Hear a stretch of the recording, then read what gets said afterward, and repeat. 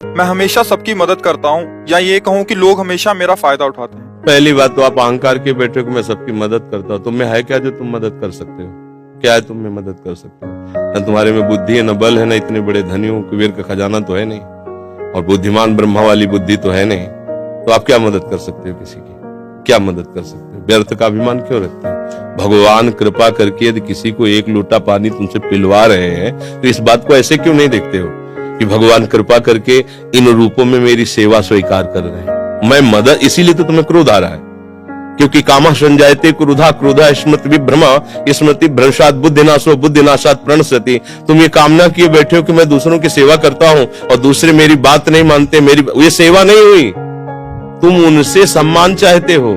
हमने तुमको पानी पिलाया, तुम्हें प्रणाम करो, हमारी बात मानो, हमारे अनुकूल चलो। इसे सेवा थोड़ी कहते हैं। सेवा कहते हैं नेकी कर दरिया में डाल। सेवा कर दी, अब तुम गाली भी दोगे तो हमें स्वीकार है। तुमने जल पी लिया, आनंद से तुम मस्त रहो, हमें गाली दोगे कोई परेशानी नहीं। इसे कहते सेवा। सेवा करके सामने वाले को झुकाने की बात आना, उसे सेवा नहीं कहते। पहली बात, गलत हो आप, तभी आपके अंदर क्रोध आता है। यदि आप गलत नहीं होगे तो आपके अंदर क्रोध नहीं आएगा।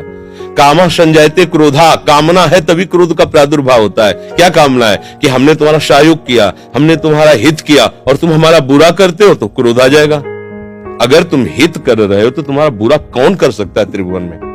किसी की ताकत नहीं। हमारा कर्म ही बुरा हमारे सामने आता है। जैसे हम अभी वर्तमान में वो पाप नहीं किए जिसमें हमारे ऊपर ब्लेम लगाया गया है। इस समय तुम बिल्कुल निर्दोष हो, लेकिन वो दोष जो तुमने गुप्त रूप से किया तुम्हें बख्शेगा नहीं। तुम लाख जगह रो, लाख जगह तुम प्रार्थना करो, वो तुम्हें दंड दे के रहेगा। कर्म बड़ा बलवान होता है।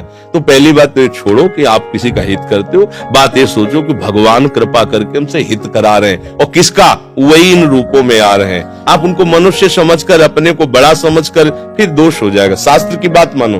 भगवान कह रहे हैं मैत्रः करुण एव च, लेकिन निर्ममो निरहंकारा।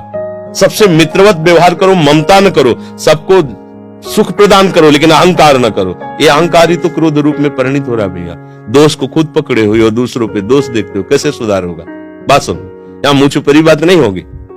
तस्मात् शास्त्रम प्रमाणम ते कार्याकार्यो व्यवस्थितो। सही बात सुनने के लिए भी छाती में बल चाहिए। बोलने की तो बात जाने दो, सही बात सुनने के लिए हमारे अंदर बल चाहिए। अगर तुम इस बात को सुन ले, समझ गए, तो तुम गृहस्थ में रहते हुए भी महाशक्तिशाली बन सकते हो। पर आज हम क्या है कि शक्ति खुद अपनी खो रहे हैं, इसीलिए क्रोधित हो रहे हैं। कमजोर क्रोधित होता है, बलवान क्षमावान होता है। बलवान क्रोधित नहीं होता है, कमजोर को क्रोध आता है, कामना युक्त को क्रोध आता है। हम दूसरे का हित कर रहे हैं, ये अहंकार है।